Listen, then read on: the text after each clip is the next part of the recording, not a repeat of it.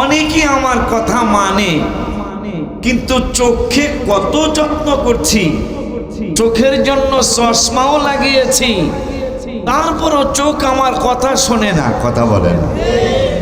দাড়িকে বললাম পাকিস না, কথা কয় না। দাড়িকে বললাম পাকিস না, তুই পাকলেই তো আমাকে একটু কেমন কেমন লাগবে, এই জন্য তুই একটু দেরি করে পাক। কিন্তু দাড়িও আমার কথা শুনে না, কথা বলে না। আমাকে না বলে সে পেকে যায়, কথা বলে না। এটা মনে হয় আপনাদের সাতক্ষীরায় নাই, আছে? যারা এই মাহফিলের কথা বলে বাড়ির থেকে আসছে, এদেরও কি এই ধরনের হয়? কথা বলেন না কেন? মাহফিল শোনার জন্য আসছেন, হুজুর কেবলা ওরস মোবারকে আসছেন। আমি আপনাদের মানুষের কারণে গাড়ি ঢুকাইতে পারছিলাম না, আপনারা রাস্তায় এত মানুষ।